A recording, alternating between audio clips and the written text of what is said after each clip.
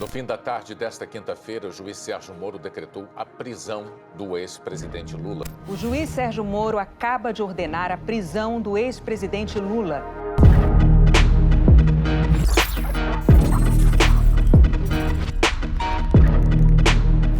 Lula responde a 3 processos em Curitiba e já foi condenado em 2 deles, apenas que somam 29 anos de prisão. As condenações se referem ao triplex do Guarujá e à reforma do sítio de Atibaia. Todos esses casos são da famosa 13ª Vara Federal de Curitiba e passaram pelas mãos do ex-juiz Sérgio Moro. Essa é a história que saiu nos jornais e que você já conhece, que todo mundo conhece. Agora é hora de conhecer todos os fatos por detrás da história. Os bastidores do processo que tirou das eleições o primeiro colocado nas pesquisas para presidente de 2018.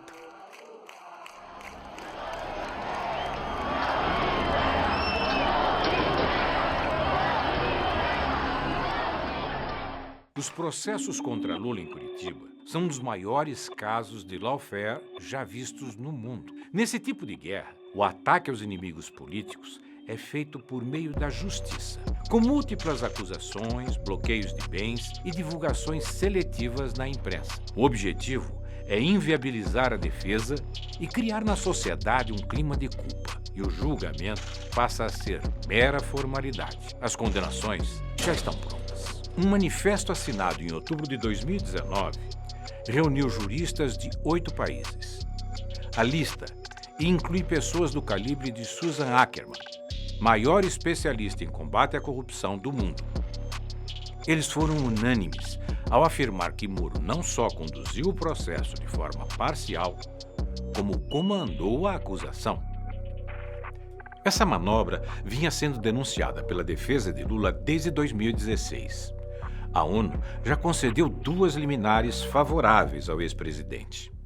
Enquanto Moro e sua turma diziam que a perseguição a Lula não passava de uma teoria da conspiração, explodiu como uma bomba o escândalo da Vaza Jato. Nas trocas de mensagens, estão provas de que Moro e procuradores de Curitiba viam Lula como um adversário.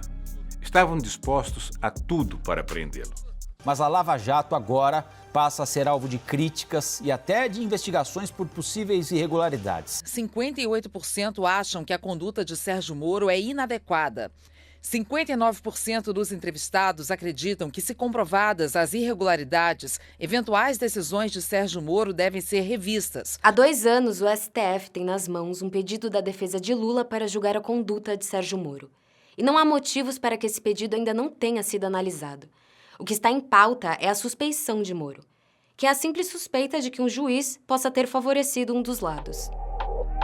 A defesa do ex-presidente vem insistindo para que o julgamento do mérito seja retomado e espera que o habeas corpus volte à pauta do STF em breve. Quais são, afinal, as provas de que Moro é suspeito? Prova 1. A condução coercitiva ilegal de Lula. No dia 4 de março de 2016, Moro determinou que Lula fosse detido e levado para depor por mais de 3 horas em uma sala da Polícia Federal no aeroporto de Congonhas, em São Paulo. O cerco à casa de Lula aconteceu antes das 6 horas da manhã, já com ampla cobertura da imprensa. A mobilização dos repórteres havia sido previamente articulada por Curitiba. Um jornalista chegou a insinuar de madrugada em suas redes sociais que a operação aconteceria. A ação contra Lula foi tão abusiva que 2 anos depois, o STF proibiu a condução coercitiva para a realização de interrogatórios. Hoje, é ilegal levar uma pessoa a depor com força policial antes de intimá-la. Prova 2. Grampo ilegal. Nesta quarta-feira, a crise política atingiu o ponto mais alto. Alô? Alô? Lula, deixa eu te falar Fala, uma querida. coisa. Ah. Seguinte, eu tô mandando o Bessias junto com o papel pra gente ter ele e só usa em caso de necessidade, que é o termo de posse. O ex-juiz fez um vazamento seletivo. Essa revelação só foi feita mais de 3 anos depois pela Folha de São Paulo. Segundo a reportagem, Moro não quis tornar público que Lula disse a diferentes interlocutores que relutou em aceitar o convite de Dilma para ser ministro e que estava empenhado em buscar uma reaproximação com Temer e o MDB. Os diálogos colocaram em xeque a hipótese defendida por Moro de que Lula queria ser ministro para obter foro privilegiado. Moro cometeu outras irregularidades no episódio. O diálogo entre Lula e Dilma foi captado mais de 2 horas após a ordem judicial que interrompeu o grampo. Além disso, a conversa não tinha nenhuma relação com os processos sob responsabilidade de Moro. Ele não tinha autoridade para divulgar gravações envolvendo autoridades com foro privilegiado, como era o caso da presidenta Dilma. Moro cometeu um crime ao gravar conversas de um presidente sem autorização do STF. Ao ser cobrado pelo Supremo por seus atos, o ex-juiz apenas pediu escusas, mas o estrago já estava feito. Como consequência, o vazamento do grampo ilegal acelerou o golpe contra Dilma, dividiu a sociedade e colocou a nossa democracia em risco. Moro também grampeou o telefone do escritório dos advogados de Lula. Com isso, acompanhou mais de 400 conversas e teve acesso em tempo real à estratégia da defesa. Prova 3. A condenação de Lula. Deltan Dallagnol, coordenador da investigação na Lava Jato de Curitiba, revelou a outros procuradores que duvidava das provas entregues a Moro contra o ex-presidente. A conversa, revelada pela Vaza Jato, aconteceu 5 dias antes de Dallagnol fazer a primeira denúncia contra Lula, em 14 de setembro de 2016. O auditório já estava até marcado para a coletiva do PowerPoint. Falarão que estamos acusando com base em notícia de jornal, indícios frágeis. Então é um item que é bom que esteja bem amarrado. Fora esse item, até agora eu tenho receio da ligação entre Petrobras, o enriquecimento, e depois que me falaram, estou com receio da história do apartamento. São pontos em que temos que ter as respostas ajustadas e na ponta da língua. Mas Moro nunca se importou com a falta de provas. Em julho de 2017, o ex-juiz condenou Lula a 9 anos e meio de prisão por corrupção e lavagem de dinheiro no caso do triplex do Guarujá. Depois, o TRF4 ampliou a pena para 12 anos e 1 mês. Hoje eu pensei que os meus acusadores iriam mostrar uma escritura, um documento, um pagamento, alguma coisa que eu fiz para ter o apartamento que ele diz que é meu. Veja, porque eu esperava que depois de 2 anos de massacre, eu chegasse lá, tivesse um documento dizendo: o Lula comprou o apartamento, o Lula reformou o apartamento, o Lula pagou tanto pelo apartamento, a escritura está aqui registrada em cartório, o apartamento é dele, o Lula já dormiu no apartamento, já morou, nada. Pior ainda é a condenação no caso do sítio.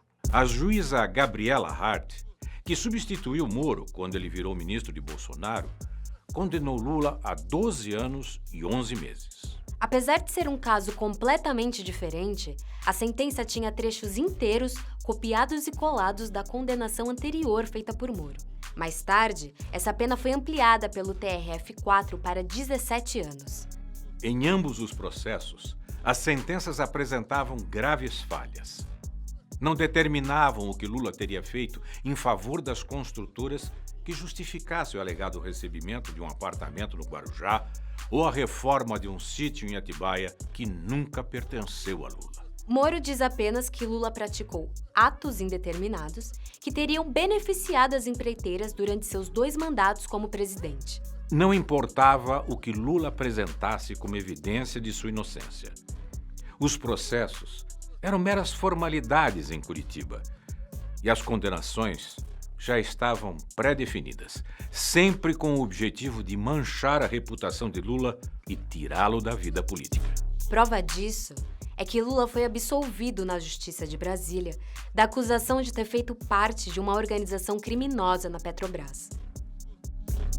O ex-procurador-geral da República, Rodrigo Janot, diz em seu livro que Lula era objeto de desejo da Lava Jato e revela que foi pressionado por Deltan Dallagnol a acelerar o processo do PowerPoint para justificar as demais condenações contra o ex-presidente em Curitiba.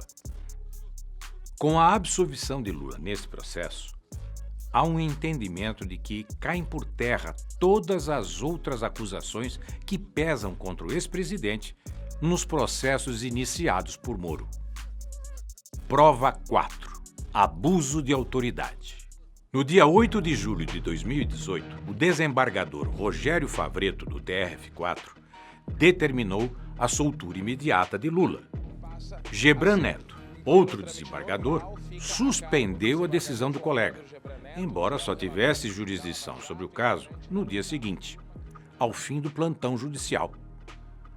Moro, que estava de férias, atropelou todo e qualquer rito jurídico para evitar a liberdade de Lula. Enquanto se debatia qual desembargador tinha razão, Moro, um juiz de primeira instância, determinou que a PF de Curitiba não soltasse Lula.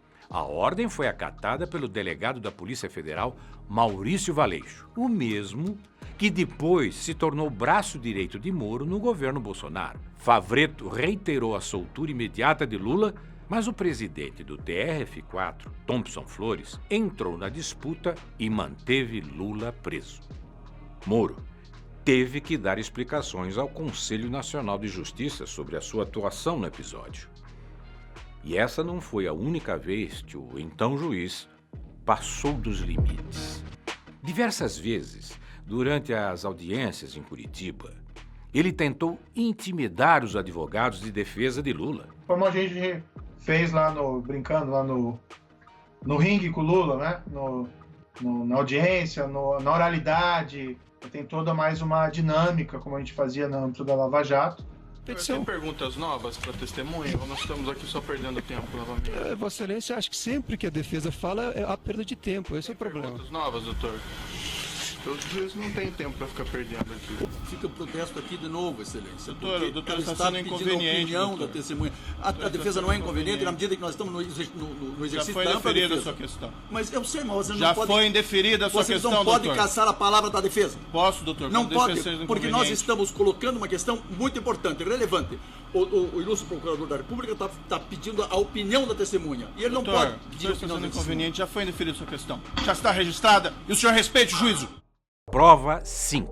O adiamento do interrogatório de Lula para impedi-lo de se manifestar publicamente. Em 15 de agosto de 2018, Moro adiou o interrogatório de Lula e de mais 12 réus no caso do sítio de Atibaia para depois das eleições.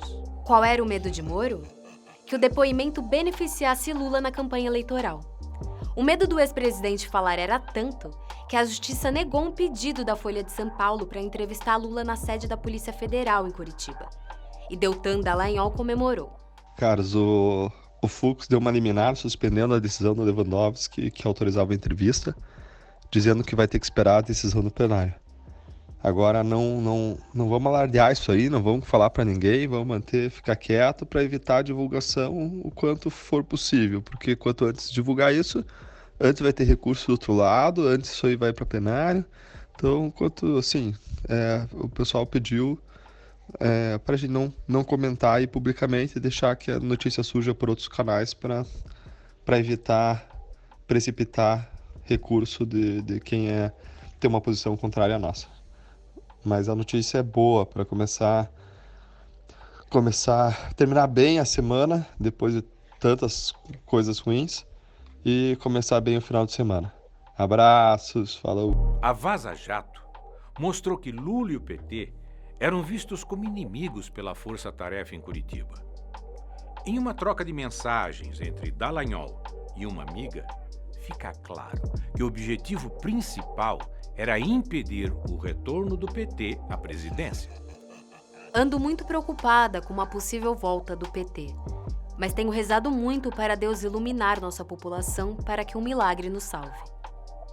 Valeu, Carol. Reza sim. Precisamos como país. Prova 6. o vazamento estratégico da delação de Palocci.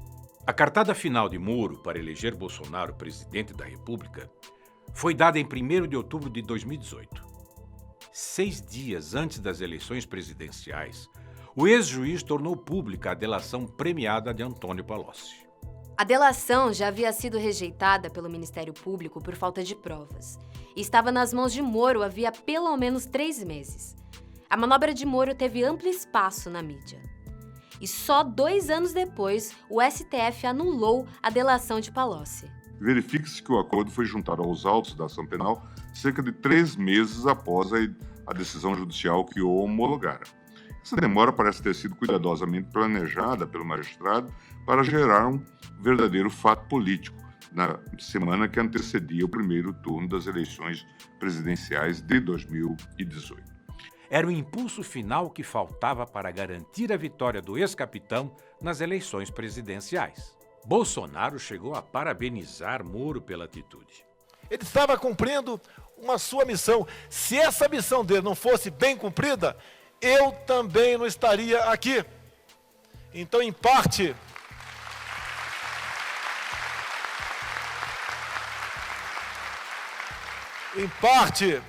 do que acontece na política do Brasil, devemos a Sérgio Moro. Prova 7. A ida de Moro para o governo Bolsonaro. Se depois de tudo isso ainda restava alguma dúvida sobre a parcialidade de Moro, a nomeação do ex-juiz como ministro de Bolsonaro escancara quais eram seus interesses. Enquanto julgava Lula, Moro negociava um cargo no primeiro escalão do novo governo. E aí veio o dia do segundo turno, domingo, na casa do Jair. A gente chegou lá à tarde, tipo 5, 5 e meia da tarde, ainda estava claro. O Paulo Guedes estava na sala, me puxa, me chama e fala assim: Bebiano, eu quero conversar com você um negócio aqui importante. E foi a primeira vez que o Paulo Guedes mencionou que estava conversando com o Sérgio Moro. Ele me contou que já tinha tido 5 ou 6 conversas com o Sérgio Moro e que o Sérgio Moro estaria disposto a abandonar a magistratura e aceitar esse desafio como ministro da Justiça. A vitória de Bolsonaro foi comemorada por Rosângela, a mulher do ex-juiz.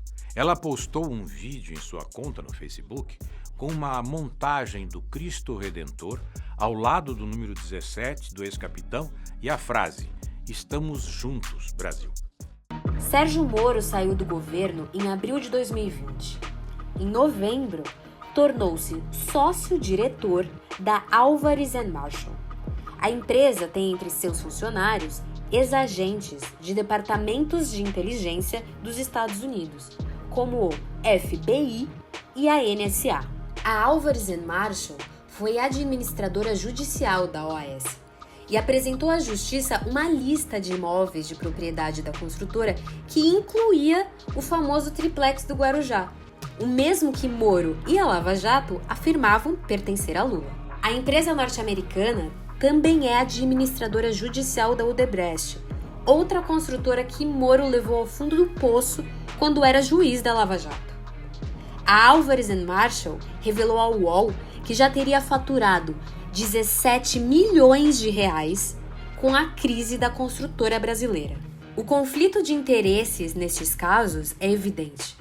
Lideranças de todos os campos políticos ficaram perplexas com a decisão de Moro em aceitar o trabalho na empresa norte-americana. Diante da repercussão extremamente negativa, o Tribunal de Ética da OAB São Paulo notificou Moro sobre a proibição dele exercer a advocacia junto aos clientes da Álvares & Marshall. Ao longo de todas essas injustiças, Lula se manteve firme. Eu tenho tanta obsessão de desmascarar o Moro, desmascarar o Dallagnol e a sua turma, e desmascarar aqueles que me condenaram, sabe, que eu ficarei preso 100 anos, mas eu não trocarei a minha dignidade pela minha liberdade. Foram 580 dias preso injustamente na sede da Polícia Federal de Curitiba. Durante todo esse tempo, o povo permaneceu em vigília e personalidades de todo o mundo se mobilizaram por sua liberdade. Bom dia, presidente Lula!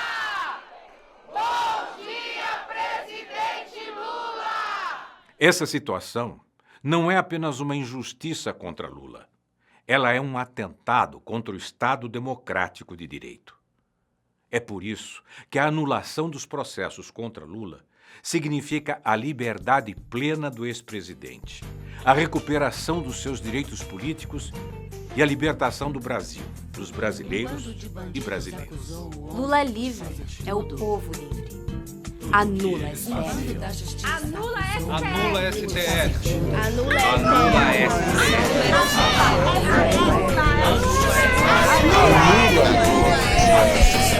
Um bando de bandidos acusou o homem de fazer tudo. Tudo que eles faziam. A justiça é nossa. A justiça é nossa. Uma banda da polícia e um tucano na justiça vieram juntos. Estavam na mídia todo dia. O promotor, pastor, aproveitou.